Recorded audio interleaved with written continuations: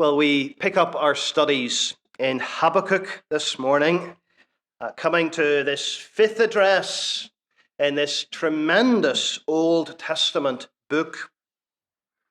Habakkuk is something of an unusual book in the way that it functions almost like a dialogue between Habakkuk the prophet and the Lord. From start to finish, we're either listening to Habakkuk praying, or we're listening to the Lord responding. It's kind of a conversation, a give and take between the two. And it's such a refreshing book. It gives us this honest insight to the life of faith. Here's a man, a prophet of God, and he is struggling, friends. He's struggling to understand God's ways, God's purposes. He begins at the very start by asking, "Why, Lord? Why? Why is there so much evil in the world? Don't you see? Don't you care? Do you not see all this?" God responds in verses 5 to 11 of chapter 1. But he responds with a warning, an ominous warning of yet more trouble to come. And Habakkuk is told that the Chaldean army, the Babylonian army, are going to be raised up by God to come and attack Judah, Habakkuk's home nation. Of course, this just raises more questions for the prophet. He comes back to God in another prayer at the end of chapter 1, and he's perplexed. He's confused. That leads to God's second response at the start of chapter 2. And we made a start last time in considering God's second response. Last time we were looking at verses 2 to 5 of chapter 2. They contain the monumental words of verse 4. The righteous shall live by his faith. And we just spent time soaking in those words last time. But God has more to say in this response. So this morning, in verses 6 to 20 of chapter 2, we find God, as it were, giving Habakkuk a song to sing. It's a song for suffering believers. We have to say, it's an unusual song. It might even at times feel like an uncomfortable song, because it's a song of scoffing. It's a song of ridicule. It's a song of victory. It's a taunt song. It might help to think of the kind of songs that get sung in football stadiums. You have jubilant supporters singing to the opposing side songs like "Cheerio, cheerio, cheerio." Or to the opposition manager, "You'll get the sack in the morning. You'll get the sack in the morning." Such chants, taunts, they're sung in stadiums all over the world. Habakkuk 2, 6 to 20 is a little bit like a taunt song for God's suffering people to sing towards their opposition. It's a song for Habakkuk and his people to sing towards the Babylonians. The opening words say as much. Verse 6, "Shall not all these take up their taunt against him," that is Babylon, "with scoffing and riddles?" God's making it very clear, the wicked Babylonians, they are not going to get off scot-free. The bad guys, they will get what's coming to them. Justice will be served. And of course, this is not just a song for Habakkuk and the people of his day. It's a song for us. Today, it's so relevant. It's a song that reminds us that the bad guys, the oppressors, the bullies, the persecutors, they will get what's coming to them. It's a song that gives hope to the downtrodden. But it's also a song that speaks a word of warning to the wicked. It does two things. It helps the downtrodden, but it warns the wicked. You see, each one of us this morning, we can either sing this song of justice, or we will one day face the music of God's judgment ourselves. No middle ground. So it's good to consider it together. There's 5 stanzas in this song, 5 sections. Each section contains the word woe, W-O-E, woe. And you might be able to pick it out in the passage. Verse 6, woe to him who heaps up what is not his own. Verse 9, woe to him who gets evil gain for his house. Verse 12, woe to him who builds a town with blood. Verse 15, woe to him who makes his neighbours drink. And verse 19, woe to him who says to a wooden thing, awake. Woe. This word woe, it appears about 100 times in the Bible, almost always by the Old Testament prophets. It's a strong word. It's an intense word. It's a word that's usually associated with warning. It speaks of a prophetic announcement of doom, impending judgment. Something bad is going to happen. It is not going to be pretty. Here's this song, a 5 woe song. Each section describing different behaviours that merit these woes, that merit these spine-chilling announcements. So here this morning we have five behaviours that merit God's judgment. 5 reasons in this taunt song for why God will judge. 5 behaviours that incur the wrath of God. Let's work through them and work our way through the verses together, each one in turn. The first behaviour is greedy extortion. Verses 6 to 8. Greedy extortion. The very opening words of this song, verse 6. Woe to him who heaps up what is not his own. For how long? And loads himself with pledges. So heaping up what is not his own, loading himself with pledges. It's describing an enemy coming in, pillaging nation after nation. And they're now demanding unfair payments, pledges, taxes. So if you've seen Robin Hood, Prince of Thieves, you might think of the Sheriff of Nottingham character, this unjust tyrant who not only mistreats the local people, but subjects them to unaffordable taxes. That's the picture. That's what was happening in Habakkuk's day. Woe to the unjust tyrant, guilty of greedy extortion.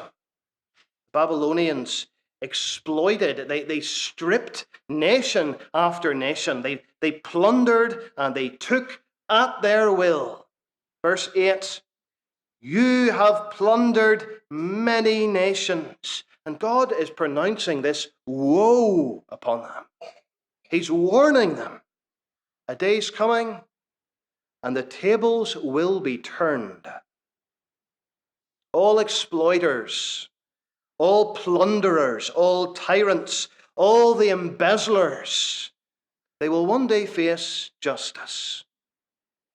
And God says the punishment will perfectly fit the crime. It's interesting. Verse 7, will not your debtors, so the ones that they trod all over, will not your debtors suddenly arise, and those awake who make you tremble? Then you will be spoil for them. Do you see it? These people who've been oppressed and stolen from, They will suddenly rise up, and the tyrants, they will have to return what they've taken. There's going to be a great reversal, God says. The plundered will become the plunderers. Verse 8. The remnant of the peoples shall plunder you. Might help to think of the incident from the book of Esther. If you remember the book of Esther, and you have wicked Haman, and he built this tremendous gallows to hang Mordecai. These gallows he had designed to put Mordecai to death. And Haman is the one hung on his own gallows. Psalm 7 describes the wicked making a pit, digging it out, and then himself falling into the hole he has made. So what a warning this is, not just to the Babylon of Habakkuk's day, but to people today. Those guilty of greed, extortion, they will one day receive a strong dose of their own medicine. One day, whether internationally, whether individually, one day the tables will be turned. Woe to those guilty of greedy extortion. Second, woe, verses 9 to 11. Arrogant injustice. Arrogant injustice. Verse 9. Woe to him who gets evil gain for his house, to set his nest on high, to be safe from the reach of harm. So the picture is painted here of the wicked feathering his own nest by hook or by crook, taking from the homes of others and establishing a place for his own. And we could think today, couldn't we, of the corrupt dictators of the world who live in wealth, absolute luxury, while the people all around them are starving. Wicked men building these magnificent palaces for themselves, seemingly untouchable. It's a little bit like the typical Bond villain who's living in his luxury mansion on the cliff top of an island somewhere, beyond the reach of everyone he's trampled over and oppressed, seemingly invincible, untouchable. Woe to him, God says. Woe to him. Verse 10. You have devised shame for your house. By cutting off many peoples, you have forfeited your life. And what goes around comes around. What you have done to other people will come back on you in a day of woe. Verse 11. The stone will cry out from the wall, and the beam from the woodwork respond. This is a poetic description it's describing most likely of the Babylonians taking wood and stone from their plundered cities, taking them, removing them, and then using those goods to build their own homes. God's saying, those very stones, those stolen stones and beams you're living under, they will cry out against you. They're testimony against you. They're not yours. So there's no escape here. Pride going before destruction. And it's a word of comfort for the oppressed, for the downtrodden, for the victimized and the persecuted and the marginalized. The fat cats of this world will get their comeuppance, and they should take heed from warnings like these. Woe to him who prospers by evil gain. There's a third woe. Verses 12 to 14. Senseless bloodshed. Senseless bloodshed. Verse 12. Woe to him who builds a town with blood and founds a city on iniquity. Now, this sounds horrific. And it is horrific. The Babylonians, they were known for bloodthirsty violence. They had this reputation for extreme and utter cruelty. And history is littered with people like them. World power after world power, trampling, even killing the weak and oppressed so they can take their stand, building human accomplishments upon the injustice done to others. Think of those nations that are built upon almost a foundation of persecution of Christians. There are leaders and nations today who have built themselves on the murder of the unborn child, or the eradication of the elderly. You could think of countries like Iceland, Denmark today, who claim to have effectively dealt with Down's syndrome by tragically aborting all such children before birth. And they brazenly count it as something to be admired. They're the people described here, aren't they? Building a city, building a nation on bloodshed. And the UK, Northern Ireland, are not far behind. See what God says to them, verse 13. Is it not from the Lord of hosts that people labour merely for fire? Nations, they weary themselves for nothing. God's saying, look, all your strategies, all your work, all your labour, all your accomplishments, they're going to count for nothing. They're not going to last. They're destined, really, for the ash heap, the bonfire of history. On the other hand, verse 14, for the earth will be filled with the knowledge of the glory of the Lord as waters cover the sea.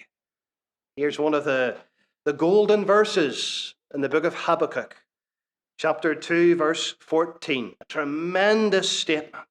The earth filled with the knowledge of the glory of the Lord as the waters cover the sea.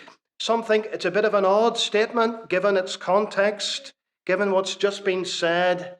Some think it doesn't really fit in and it's maybe been a later addition into the book. But it's perfect, really, isn't it?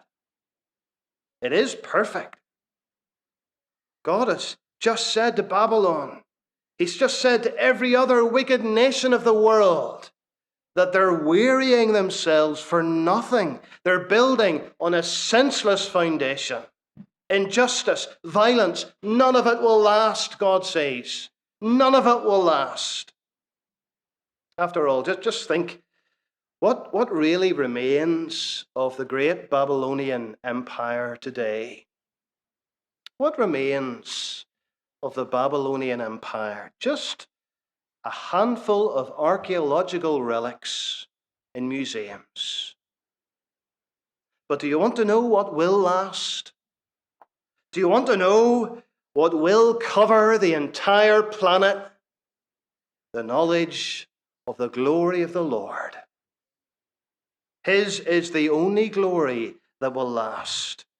The powerful manifestation of the presence and the might of the living God. And one day, friends, the earth will know beyond all doubt the awesome, the majestic glory of the Lord. Senseless bloodshed. Woe to those who build a town on blood and iniquity. We come to the fourth section, verses 15 to 17. Drunken violence. Drunken violence. Verse 15.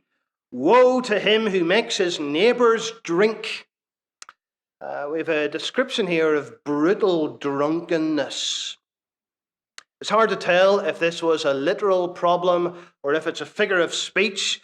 Probably both. Probably both. For woe to him who makes his neighbours drink. You pour out your wrath and make them drunk in order to gaze at their nakedness. There's sexual perversion described here. Some think the Babylonians forced their subjected cities, the peoples under them, to get drunk, to be publicly disgraced and shamed among themselves. It's worth underlining here, friends, the Bible is clear about the sin of drunkenness. You can't miss it in the Bible. For instance, Isaiah 5:22. Woe to those who are heroes at drinking wine. Another woe. Woe to those who are heroes at drinking wine. Ephesians 5:18. Do not get drunk. The abuse of alcohol, it's one of the biggest problems in society today, isn't it? And lockdowns have only exasperated the problem with a rise of home drinking. And it needs to be said, doesn't it, loudly and clearly from the Word of God, drunkenness, getting hammered, it is a sin. And our dependence is not to be on the drink, but it's to be on the Lord. Do not be filled with wine, it says, but be filled with who? The Helper, the Holy Spirit. And not only is there drunkenness described here, but God's also condemning those who use alcohol to take advantage of others. And he says in verse 16, God speaking, you like to make others drink, do you? You like to get drunk yourself? Well, he warns about another cup, a different cup. Verse 16, the cup in the Lord's right hand will come around to you, utter shame upon your glory. Speaking of one day, how the wicked will drink from the terrible cup of the wrath of the Lord. In the book of Revelation, this kind of language is repeated. Revelation 14, verse 18. Fallen, fallen is Babylon the Great, she who made all nations drink the wine of the passion of her sexual immorality. Drunkenness. But the problem in this little section isn't just drunkenness. Look at verse 17. Verse 17 kind of stands on its own a little bit. It condemns the careless destruction of the earth. Verse 17. The violence done to Lebanon will overwhelm you. Lebanon. What was Lebanon known for? Well, its great forests. You might have in your head, cedars of Lebanon. It was known for its great trees. And the problem wasn't using those trees for building projects. David and Solomon both did without any issue. The problem is the thoughtless destruction, the violence done to Lebanon, to God's creation. It's about having some respect for God's creation. Babylon was guilty of senseless violence, needless destruction. Verse 17 speaks of the destruction of the beasts that terrified them. And the idea here is senseless, needless slaughter, violence. Friends, you don't have to be a hardcore environmentalist to care about the planet. You don't have to have been at Glasgow the last couple of weeks just to mourn the great destruction of what's going on in so many parts of the world today, the destruction of great swathes of forest. God cares about the forests. To mourn the outright cruelty to animals and creatures. God cares about the animals, the creatures. His word says as much. So here is a strong word of condemnation upon those guilty of shameful drunkenness, but also those guilty of thoughtless destruction. Thoughtless destruction. But then things reach a pinnacle in the last section, verses 18 to 20. And God condemns idol worship. Idol worship. The fifth behaviour listed here, woe to idol worship. God condemns those who not only make, but worship their own created gods. Verse 18. What profit is an idol when its maker has shaped it? A metal image, a teacher of lies. For its maker trusts in his own creation when he makes speechless idols. Woe to him who says to a wooden thing, awake, to a silent stone, arise. Of course, for Babylon, their problem was literal idol worship. Worshipping these idols that were covered over with gold and silver.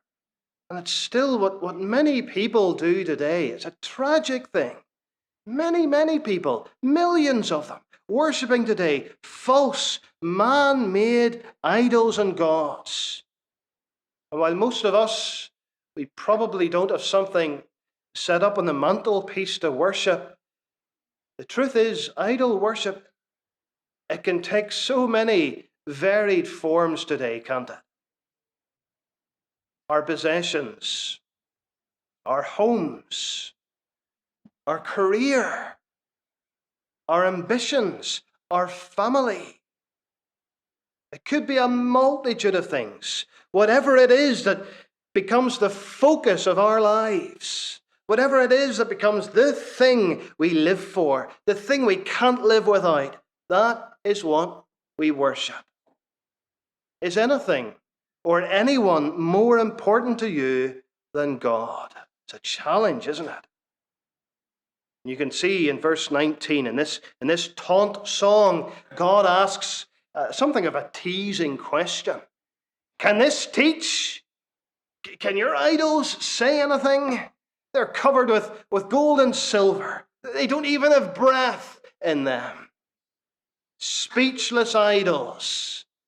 And he sets it up perfectly for the final verse.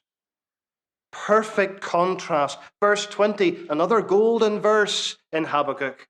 It stands apart on its own.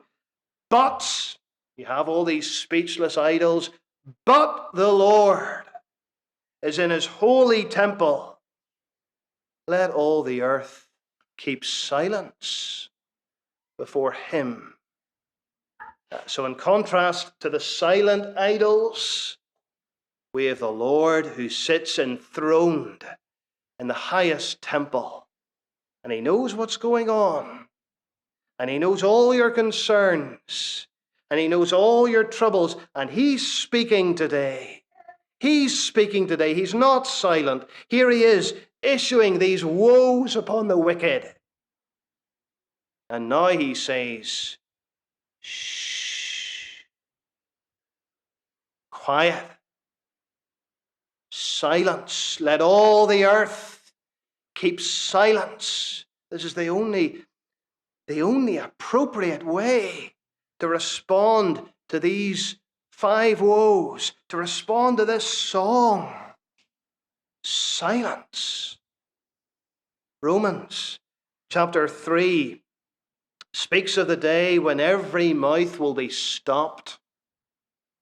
Every mouth will be stopped. The whole world held accountable to God.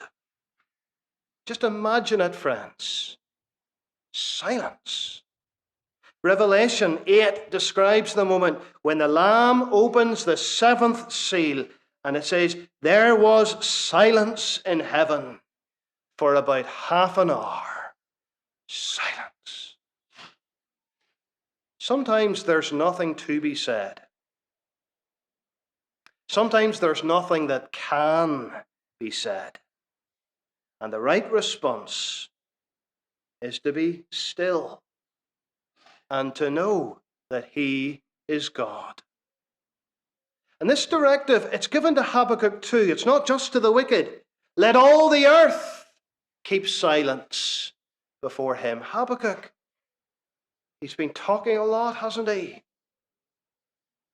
After all that's been said and done, there does come a point when the struggling believer, they need to acknowledge sometimes, God is God, and I am not. And there is a time to speak. We've seen that from Habakkuk, but there's also a time to be silent. There's a time in our pressure cooker lives to be quiet. Thursday past was Remembrance Day. Every year, Remembrance Day at the 11th hour, our nation falls silent.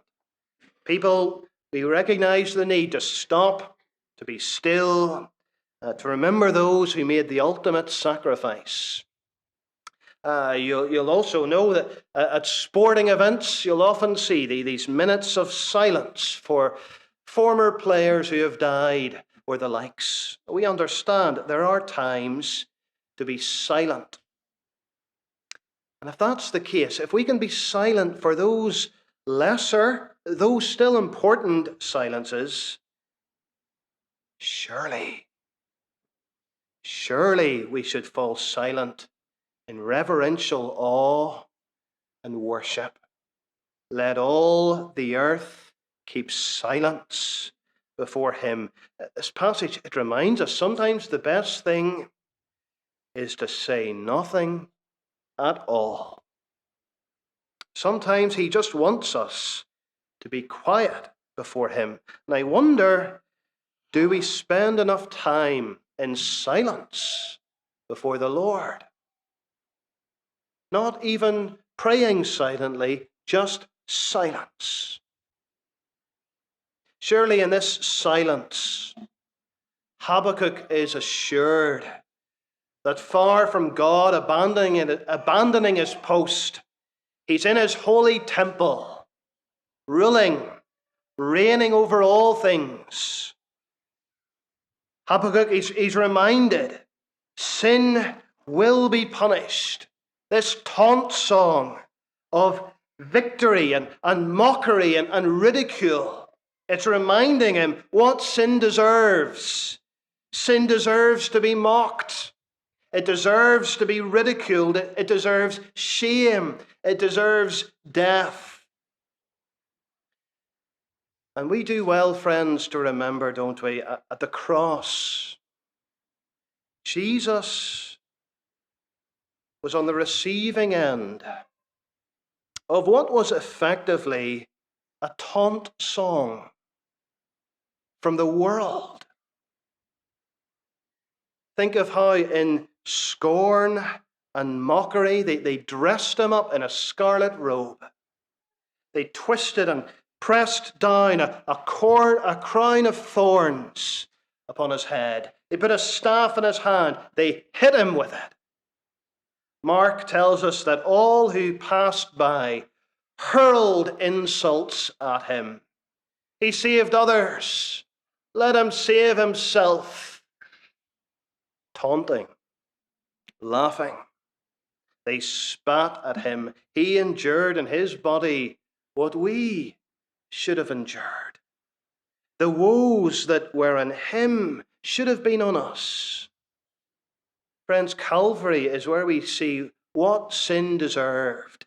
Punishment, shame, ridicule, mockery, taunting, and Jesus took it all upon himself. All the shame, all the ridicule, all the contempt.